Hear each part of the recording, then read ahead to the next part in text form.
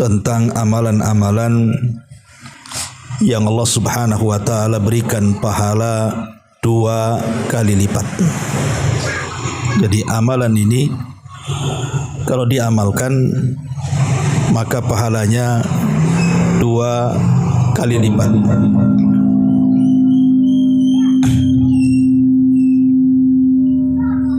Baik. Amalan apa saja ini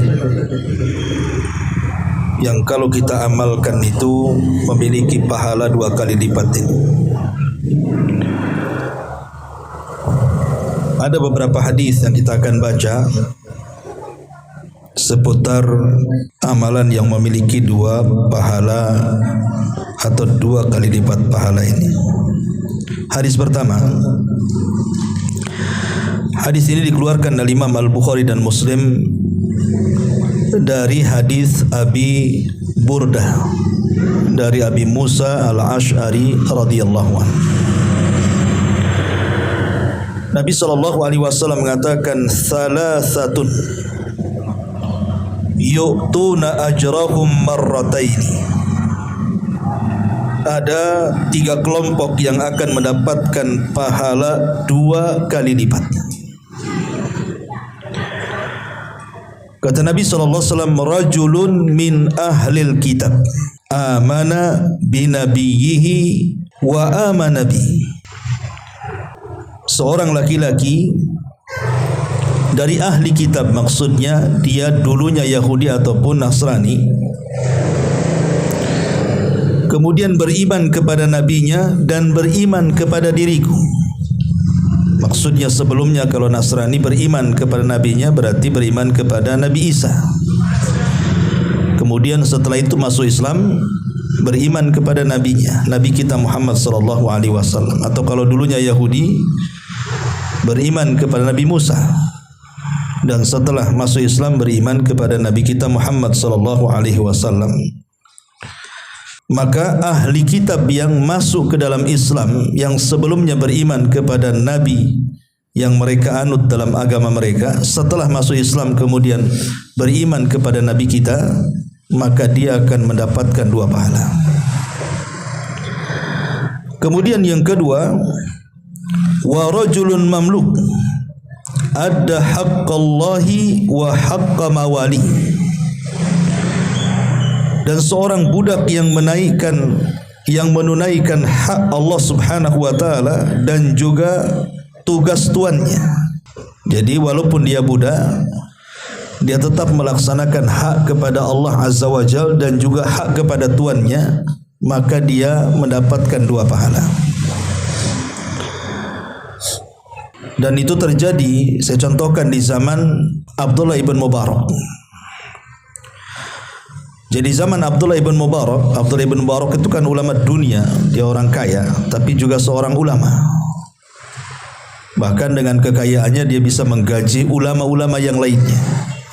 Bahkan ulama yang digaji itu sampai 500 ulama oleh Abdullah ibn Mubarak itu. Jadi satu hari Abdullah ibn Mubarak ini safar ke Mekah.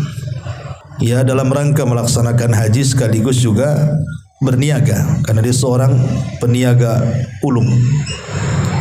Lah kebetulan di Mekah ini terjadi paceklik, tidak hujan lama. Jadi ketika dia di Mekah itu, seluruh penduduk Mekah keluar untuk melaksanakan salat istisqa, salat minta hujan. Tapi tidak kunjung-kunjung turun hujan. Tak ada tanda pun setelah salat istisqa itu nampak mendung, ya tak ada. Awan pula makin putih. Tiba-tiba kemudian Abdullah ibn Mubarak melihat ada orang yang berkulit hitam masuk ke dalam masjid. Tiba-tiba dia salat 2 rakaat, kemudian mengangkat kedua tangannya. Tiba-tiba kemudian selang beberapa waktu dari dia mengangkat tangan dan berdoa, tiba-tiba turun hujan. Tentu Abdullah ibn Mubarak heran, ini orang satu Mekah istisqa tak turun hujan, kok orang ini pula satu orang yang berkulit hitam ini berdoa dengan Doa dia tiba-tiba turun hujan. Penasaranlah Abdullah bin Mubarak, siapa orang ini? Jadi diikutilah sama dia. Rupanya dia masuk ke salah satu gang dari gang-gang kota Mekah. Kemudian masuk ke salah satu rumah. Setelah ditandai rumahnya, maka dia keesokan harinya ingin berjumpa dengan orang itu. Datang dia ke rumah tersebut yang sudah ditandai itu. Ketika diketuk, rupanya yang keluar lain pula orangnya. Jadi Abdullah bin Mubarak bertanya, mana orang yang kemarin masuk ke rumah ini? Ciri-cirinya seperti ini, kulitnya hitam dan begitu seterusnya. Maka rupanya yang pemilik rumah ini mengatakan, aku adalah tuannya. Berarti yang kemarin masuk itu adalah budaknya. Makin takjub lagi lah Abdullah bin Mubarak ini, bagaimana seorang budak bisa mustajab doanya. Jadi akhirnya kemudian dia pun, karena dia punya uang banyak Abdullah bin Mubarak, dan mengatakan kepada tuannya, bagaimana kalau seandainya budakmu ku beli, sebutkan harganya berapa, saya tidak akan menawar. Kenapa kepikiran Abdullah bin Mubarak ingin membeli budak itu? Dia ingin membawa dia ke Syam, ke Irak sana. Dia ingin mengenalkan kepada ulama-ulama Irak, salah satunya Fudail ibn Iyad dan yang lainnya, bahwa masih ada orang yang mustajab doa itu. Dan dia seorang budak. Tetapi majikannya tidak mau. Alasan majikannya apa? Karena budakku ini soleh. Kalau siang dia tidak melupakan hak dia kepadaku, dan kalau malam dia tidak pernah melupakan haknya kepada Rabbnya, katanya. Tapi dengan desakan akhirnya mau juga dijual. Tetapi ini tuannya heran, kenapa dia mau sama budaknya? Budak yang lain kan banyak kan gitu. Kemudian setelah mengenalkan bahwa dia Abdullah bin Mubarak, kagetlah tuannya. Karena siapa yang tidak kenal nama Abdullah bin Mubarak? Cuman kadang-kadang orang tak kenal orangnya tapi kenal namanya kan itu. Setelah tahu bahwa yang meminta Abdullah bin Mubarak, akhirnya tidak jadi dijual, dikasih cuma-cuma, suruh dibawa saja. Masalahnya budak ini heran, mau dibawa kemana saya ini? Sudah enak-enak di Mekah kan itu. Tiba-tiba diserahkan kepada orang lain. Majikannya menjelaskan bahwa orang yang membawamu itu bukan orang biasa, dia ulama besar, ulama dunia. Kemudian budak ini dibawa oleh Abdullah bin Mubarak. Di tengah jalan tiba-tiba dia mengajak berhenti Abdullah bin Mubarak dan meminta supaya diberikan waktu untuk melaksanakan sholat sunnah. Setelah dia berwudu, kemudian dia pun sholat sunnah. Entah dia berdoa apa dalam sholatnya, ketika sujud tidak bangun lagi, meninggal dia. Maka sedihlah Abdullah bin Mubarak, gak jadi bawa orang keburu meninggal kan itu ya. Mungkin dalam doanya dia minta mati kan, gak tahu juga kan. Ini mustajab doanya. Tapi di sini syahidnya apa? Bagaimana seorang budak, walaupun dia budak, dia tetap menunaikan haknya kepada tuannya dan juga tidak melupakan hak dia kepada Allah. Maka budak seperti ini mendapatkan 2 pahala. Kemudian yang ketiga, wa rajulun addaba jariyatahu fa ahsana ta'dibaha thumma a'taqaha wa tazawwajaha. Ataupun seseorang yang memiliki budak perempuan kecil, kemudian dia rawat, dia kasih pendidikan, dia kasih adab. Akhirnya setelah kemudian dewasa dia memerdekakan dan dia pun menikahinya, maka dia pun memiliki 2 pahala. Ini hadis yang pertama. Hadis yang kedua, hadis yang dikeluarkan Imam Muslim dari Ibunda Aisyah radhiyallahu anha. Nabi SAW mengatakan, al-mahiru bil Quran ma'as safaratil kiramil bararah walladhi yaqra'ul Qur'ana wa yatata'ta'u fihi wa huwa alaihi syakun lahu ajran. Kata Nabi SAW, seorang yang lancar membaca Quran itu akan bersama para malaikat yang mulia dan senantiasa dikelilingi para malaikat yang disebut dengan al-kiramil bararah, yang mencari kebaikan, yang safar ke sana kemari mencari kebaikan. Maka orang yang mahir membaca Quran akan bersama para malaikat yang seperti ini. Tetapi kata Nabi SAW, Orang yang membaca Quran kemudian dia terbata-bata, tertatih-tatih saking susahnya dia baca.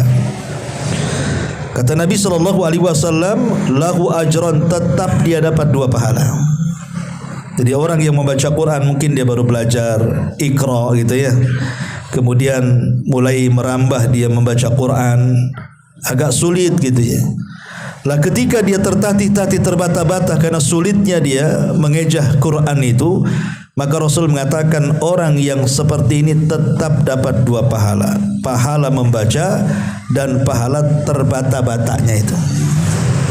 Dari sini ada faedah bahwa tidak ada ruginya orang membaca Quran. Walaupun umpamanya ada orang yang usianya sudah 50, 60, 70 tahun, mungkin dulunya nakal, tidak pernah belajar Quran. Setelah tua baru kemudian hijrah ingin belajar, tidak ada masalah. Ya, tidak ada yang telat dalam belajar Islam itu. Walaupun terbata-bata tetap dapat 2 pahala lagi. Ya. Ini hadis yang kedua. Hadis yang ketiga, hadis ini cukup panjang dari Zainab, istri Abdullah bin Mas'ud radhiyallahu anhu. Tidak apa-apa kita baca. An Zainab imraati Abdullah ibn Mas'ud radhiyallahu anhuma qala. Dari Zainab istri Abdullah bin Mas'ud radhiyallahu anhu dia berkata, qala Rasulullah sallallahu alaihi wasallam, Rasul bersabda, tasaddaqna ya ma'syaran nisa walau min huliyikunna. Kata Rasul, wahai kalangan perempuan, bersedekahlah kalian meskipun barang-barang perhiasan yang kalian pakai. Qalat, maka Zainab mengatakan, faraja'tu ila Abdillah, maka aku pun pulang menemui suamiku Abdullah bin Mas'ud. Kemudian fakultu, ku katakan, innaka rajulun khafifu dhatil yad. Kata Zainab, engkau ini pria yang fakir, yang miskin. Jadi istrinya kaya, suaminya miskin. Ya. Kemudian wa inna Rasulullah sallallahu alaihi wasallam qad amarna bis sadaqati fa'tihi fas'alhu fa in kana dzalika yajzi anni wa illa saraftuha ila ghairikum. Kemudian kata Zainab, engkau ini pria yang fakir, yang miskin. Lah barusan Nabi SAW memerintahkan kami bersedekah. Temui dan tanyakan kepada Rasul soal sedekah kepadamu. Jika sedekah seorang istri kepada suami itu memadai, maka cukuplah bagiku bersedekah kepadamu. Tetapi jika tidak, ya aku salurkan kepada orang. Jadi Zainab ini setelah mendengar ceramah dari Rasul, sedekah kalian wahai para wanita dengan perhiasan yang kalian pakai. Pulang dia. Kebetulan suaminya lebih miskin dibandingkan dia. Jadi dia ngomong sama suaminya, tadi barusan Nabi lo ngomong, kami para wanita disuruh bersedekah. Daripada sedekah kepada orang lain, saya sedekahkan aja kepadamu. Kan itu. Kau suamiku. Tapi kau tanya dulu sama Nabi. Kalau kata Nabi SAW, ya sudah, nggak usah cari orang kan, sama kamu aja kan begitu. Tapi kalau kata Rasul tidak memadai, ya sudah saya serahkan ke orang. Nah, itu ceritanya. Lalu Abdullah bin Mas'ud ini akhirnya berangkat menemui Nabi SAW. Setelah menemui Nabi SAW, akhirnya kemudian Rasul bertanya soal masalah ini. Rupanya Nabi SAW memanggil Zainab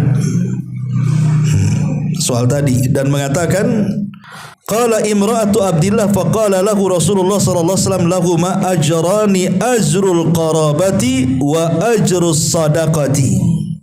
Di ujung hadis, saya tidak baca semua karena panjang. Maka Zainab pun kemudian menemui Nabi SAW bertanya soal sedekah pada suaminya. Maka Nabi SAW mengatakan kepada Zainab lewat Bilal bin Rabah, katakan kepada Zainab, istri daripada Abdullah bin Mas'ud itu, dia akan mendapatkan 2 pahala. Pertama pahala sedekah, dan yang kedua pahala menjaga kekerabatan, silaturahim. Ya, jadi tidak masalah kalau takdirkan pamannya antum dapat janda kaya kan itu ya, antum miskin pula. istrinya pula kaya. Ya, jadi kita kerja sana sini, istri kasihan. Sudahlah bang, nggak usah kerja. Ya, nih saya ada uang, mau bagus jualan aja. Nah, saya sedekahkan, saya bantu. Ya, jadi istri membantu suami. Akhirnya dengan modal dari istri itulah kemudian oleh suami digunakan untuk usaha. Lah istri yang memberikan modal kepada suami dalam rangka sedekah membantu suami, ini dapat 2 pahala. Itu maksudnya. Dapat 2 pahala. Tapi kalau istrinya kaya, kalau istrinya nggak kaya, antum peloroti ya sama aja. Nggak boleh kan itu. Karena ada suami zalim itu kan, peloroti istrinya. Udahlah itu nggak usah pakai kalung, udah pakai jilbab kan nampak juga kau pakai cadar gitu ya. Bagus jual aja lah itu kalung antingnya semua tuh. Taib, ini hadis yang ketiga. Hadis yang keempat dari Amr ibn As radhiyallahu anhu, Nabi sallallahu alaihi wasallam bersabda, "Idza hakamal hakim fajtahada fa asaba falahu ajran wa idza hakama fajtahada fa akhta'a falahu ajrun wahid." Apabila seorang hakim berhukum dalam satu perkara kemudian dia salah, maka dia dapat 1 pahala. Kalau benar dapat 2 pahala. Karena seorang hakim ini biasanya ketika dimutuskan sesuatu kan dia pakai insting dia kan itu ya. Ketika mecahkan kasus, pokoknya orang kalau sudah sering menangani kasus kan pasti akan tahulah ada pirasat-pirasat yang kita tidak tahu mereka tahu. Ya. Ada juga yang dimaksud di sini artinya seorang mujtahid, bukan seorang hakim dalam pengadilan, tapi seorang mujtahid. Mujtahid itu artinya yang mengeluarkan fatwa, seorang ulama, dan syarat-syarat mujtahid itu ada dalam ilmu usul gitu ya. Jadi kalau seorang mujtahid beristihad salah tetap dapat 1 pahala, tapi kalau dia benar dapat 2 pahala. Kalau kita benar aja nggak dapat pahala, apalagi salah dapat dosa. Ini kan ranahnya para mujtahid, ulama-ulama yang memang sudah mumpuni ilmunya. Kemudian juga hadis yang berikutnya, hadis dari Abi Hurairah radhiyallahu an, Nabi sallallahu anna rajulan qala, ada seorang laki-laki berkata kepada Rasulullah, "Ya Rasulullah, inna rajula ya'mal al-amala wa yusirruhu." Orang ini mengatakan, "Ya Rasulullah, ada seorang laki-laki melakukan sebuah perbuatan dan dia merahasiakan, merahasiakan perbuatannya, wa yusirruhu, dia rahasiakan tuh perbuatannya. Fa idza tala alaihi sarrahu." Kemudian apabila amalan itu diketahui orang lain, dia gembira karena orang lain dapat manfaat karena mengetahui tentang dia. Faqala Nabi sallallahu alaihi wasallam, maka Rasul mengatakan, lahu ajran, orang itu dapat 2 pahala, ajrus sir wa ajrul alaniyah. Dia mendapatkan 2 pahala, pahala merahasiakan amalannya dan pahala amalan yang dilakukannya secara terang-terangan yang dicontoh orang lain. Tetapi maksudnya di sini kalau memang riwayat ini memang diperselisihkan, ada yang mengatakan lemah riwayatnya, tapi secara makna benar ya. Jadi kalau seandainya kita ini sudah berusaha untuk bersedekah, bertahun-tahun antum sedekah ke masjid, orang nggak tahu ya. Yang tahu tuh antum dengan bendahara saja, dan masjid terus saja terbangun, orang pun bingung dari uang dari mana nih. Satu RT tidak tahu, padahal antum yang mendanai pembangunan masjid itu. Allah takdirkan pula, bocorlah rahasia bendahara ini, mungkin salah ngomong, terlontar pula nama antum ke warga, ketahuan warga. Tapi kemudian setelah ketahuan menjadi contoh, akhirnya mereka ikut-ikut nyumbang juga kan. Lah kalau antum kemudian tidak merasa ujub, tidak merasa ria, tidak merasa sum'ah gitu ya, ya intinya hanya bersyukur, alhamdulillah rupanya perbuatan saya dicontoh orang, maka dapat 2 pahala. Tapi kalau jadi ria, jadi ujub, jadi takabur, ya hilanglah pahalanya kan itu ya. Maksudnya ya sebaiknya namanya sedekah itu tetap harus dirahasiakan. Kalaupun kemudian nampak kepada orang lain, ya itu sebagai contoh saja supaya diikuti orang. Ini hadis berikutnya Nabi SAW mengatakan, hadis dari Abi Sa'id Al-Khudri radhiyallahu anhu, kharaja rajulan fi safarin fa hadaratis salah wa laysa ma'ahu ma' fatayammama sa'idan tayyiban fa sallaya thumma wajada al-ma' fil waqti fa'ada ahaduhuma as-salata wal wudu'a wa lam yu'id al-akhar thumma ataya Rasulullah sallallahu alaihi wasallam fa dzakara dzalik faqala lahu an-nabiy sallallahu alaihi wasallam lilladzi lam yu'id asabta sunnah wa ajza'atka salatuka wa qala lilladzi tawadda'a wa 'adalaka al-ajru marrataini. Jadi kisahnya ada dua orang laki-laki safar. Datang waktu salat nih, mau wudu tak ada air. Akhirnya dua-duanya tayamum dan dua-duanya salat. Selepas tayamum kemudian salat, kemudian melakukan perjalanan baru sebentar nemu air pula. Akhirnya yang satu lebih memilih mengulang solatnya. Dia ambil air wudu kemudian solat lagi. Yang satu tidak mengulang karena sudah cukup dengan tayamum tadi. Jadi dua orang ini sampai kepada Nabi SAW menceritakan kondisi safarnya itu. Maka Rasulullah SAW mengatakan kepada yang tayamum dan tidak mengulang solat, asabta sunnah wa aza'atka salatuk. Engkau sudah mencocoki sunnah solatmu sah. Kemudian Rasul mengatakan kepada yang mengulang solatnya karena tayamum tiba-tiba mendapatkan air, dia ulang solatnya, dia ulang wudunya. Kata Rasul, adapun kamu dapat dua pahala. Pahala dengan tayamum tadi kemudian solat, dan pahala mengulang wudu kemudian solat. Ya, ini juga orang yang termasuk mendapatkan dua pahala. Kemudian hadis berikutnya, hadis dari Ubay ibn Ka'ab radhiyallahu anhu. Nabi SAW mengatakan, atau Ubay ibn Ka'ab menceritakan, anna Rasulullah sallallahu alaihi wasallam da'a bima'in fatawadda'a marratan. Kata Ubay bin Ka'ab, Nabi SAW minta diambilkan air, lalu beliau berwudu satu kali. Artinya kumur-kumur satu kali, gitu ya. Cuci muka satu kali, cuci tangan satu kali. Ya. Faqala, maka Rasul mengatakan, hadza wadhifatul wudu, atau qala wudu man lam yatawaddahu lam yaqbalullahu lahu salatan. Kata Nabi SAW, beliau mengatakan setelah dia berwudu satu kali, kata Rasul, ini adalah kewajiban wudu. Atau beliau mengatakan wudu yang Allah tidak akan menerima salat seseorang kecuali dengannya. Artinya dalam basuhan wudu itu yang wajib satu kali. Adapun tambahan 2 ataupun 3 itu sunnah. Itu maksudnya ya. Jadi yang wajib itu satu kali basuhan. Jadi kalau antum berwudu mulut berkumur-kumur 3 kali gitu ya, atau mencuci tangan 3 kali, sebenarnya wajib satu kali. 2 sampai ke 3 itu sunnah saja.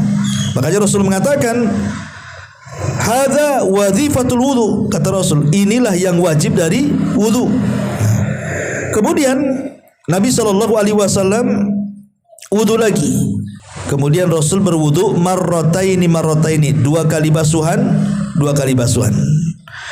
Summa qala, kemudian Rasul mengatakan hadza wudu'un man tawaddahu a'tahu Allahu kiflaini minal ajri. Kata Nabi SAW, inilah wudu. Maksudnya 2 kali ini yang kalau seandainya orang melakukannya maka dia akan mendapatkan pahala 2 kali lipat. Kalau 2 kali basuhan berarti pahalanya 2 kali lipat gitu ya. Kemudian Rasul SAW berwudu menggunakan 3 kali basuhan. Maka Rasul mengatakan hadza wudu'i wa wudu'ul mursalina min qabli. Inilah cara wuduku dan cara wudu para nabi sebelumku. Berarti kalau kita ingin mendapatkan pahala lebih, maka lebihkan dalam basuhan. Tetapi tidak boleh menambah juga dari 3 basuhan. Karena ada hadis yang mengatakan faman zada faqad asaa wa zalama. Siapa yang menambah dari 3 basuhan, dia telah salah dan telah berbuat zalim. Karena sudah menyelisih sunnah. Berarti maksimal basuhan dalam wudu itu 3 kali, yang wajib 1 kali. Bisa dipahami ya? Ya, ini dia juga diantara amalan yang memiliki dua pahala. Kemudian juga hadis yang lain, hadis dari Wasilah ibn Asqa radhiyallahu an, dia mengatakan, qala Rasulullah sallallahu alaihi wasallam, man talabal ilma fa adrakahu kana lahu kiflani minal ajri fa in lam yudrikhu kana lahu kiflun minal ajri. Dari Wasilah bin Asqa radhiyallahu an, barang siapa yang menuntut ilmu dan ia dapat ilmunya, maka dia dapat dua pahala. Tapi kalau barang siapa yang menuntut ilmu tidak dapat ilmunya, tapi dia sudah berusaha menuntutnya, tetap dapat satu pahala. Nah, itulah bedanya orang belajar datang ke majelis ilmu, yang satu tidur, yang satu enggak tuh. Ya, jadi bedanya di situ ya. Kalau yang datang ke majelis ta'lim dia tidak tidur, berarti dapat ilmu dia kan, pulang dapat dua pahala. Pahala datang belajar dan pulang bawa ilmu. Tapi kalau yang datang kemudian tidur, ya pahalanya dapat pahala menuntut ilmu, pulang tak dapat apa-apa. Kan itu. Tapi tetap dapat pahala. Jadi walaupun ngatung-ngatung tidak apa-apa lah. Yang penting datang aja. Tapi jangan bawa bantal sama kasur aja.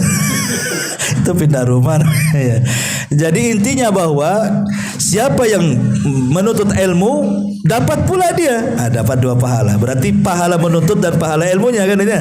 Tapi kalau menuntut ilmu gak dapat apa-apa, ya tetap dapat pahala karena dia sudah berusaha menuntut ilmu. Ini juga diantara amalan-amalan yang memiliki dua pahala. Kemudian hadis dari Jabir bin Abdullah radhiyallahu anhu, Nabi SAW mengatakan, man sanna fil Islam sunnatan hasanatan falahu ajruha wa ajru man amila biha ba'dahu min ghairi an yanqusa min ujurihim syai'un. Barang siapa yang memberikan contoh yang baik, tiba-tiba contoh yang kita contohkan itu diikuti orang, maka kita mendapatkan pahala dari yang kita contohkan, dan kita mendapatkan pahala dari orang yang mencontoh kita tanpa mengurangi pahala orang yang mencontoh kita sedikit pun. Artinya kita dapat dua pahala, pahala kita sendiri dan pahala yang mencontoh kita. Makanya penting kita ini memberikan contoh yang baik supaya diikuti orang. Kalau seandainya satu orang saja yang mencontoh kita, itu sudah dapat dua pahala. Cemana yang mencontohnya umpamanya banyak orang, ya hitung saja kan begitu. Nah, ini juga diantara amalan-amalan yang mendapatkan dua pahala, bahkan lebih kalau yang seperti ini. Ya. Kemudian juga hadis yang lainnya, hadis tentang keutamaan memberikan iftar kepada orang yang berpuasa. Ya, kata Nabi SAW, man fattara as-saim kana lahu ajru as-saimin ghairi an yanqusa min ajrihi syai'un. Siapa yang memberi makan orang yang sedang puasa, makan iftar, bukan siang-siang dikasih makan, berdosa lah. Maksudnya kalau sudah datang waktu iftar, kemudian kita kasih makan tuh, maka kita dapat pahala dia. Jadi sama-sama kita puasa, antum puasa Ramadan, kemudian tetangga juga puasa Ramadan, pas iftar kita ajak makan di rumah kita. Jadi kita sudah dapat pahala puasa kita sendiri, kita ngasih iftar juga dapat pahala puasa orang lain, dua kali lipat lah kita dapat pahala itu. Nah, ini juga diantara amalan-amalan yang juga berpahala. Kemudian juga hadis dari Abu Hurairah radhiyallahu an, muttafaqun alaihi, Nabi SAW mengatakan, lil abdil mamluki lil al-muslih ajran. Walladhi nafsi Abi Hurairah biyadi laulal jihad fi sabilillah wal hajj wa birru ummi la ahbabtu an amuta wa ana mamluk. Abu Hurairah mengatakan, Rasul bersabda, kalau ada seorang budak yang dimiliki tuannya dan soleh memiliki dua pahala. Kata Abu Hurairah radhiyallahu mengatakan, demi zat yang jiwaku berada di tangannya, kalau bukan karena jihad, haji atau berbakti kepada orang tua, lebih baik aku jadi budak tapi berbuat baik kepada tuannya.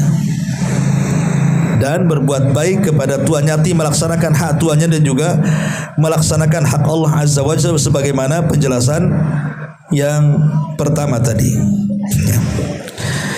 Kemudian dari Salman ibn Amir dari Nabi SAW qala, as-sadaqatu alal miskin sadaqatun wa hiya ala dzirrahimi ithnatani sadaqatun wasilah. Kata Salman ibn Amir dari Nabi SAW, ia bersabda, sedekah kepada orang miskin itu bernilai sedekah, tetapi sedekah kepada kerabat bernilai 2 karena dia mendapatkan sedekah dan mendapatkan silaturahim. Berarti di sini banyak amalan-amalan yang memiliki 2 pahala. Itulah hadis-hadis Nabi SAW. Kalau kita ingin mendapatkan 2 pahala, maka beramalah seperti yang disabdakan Nabi SAW.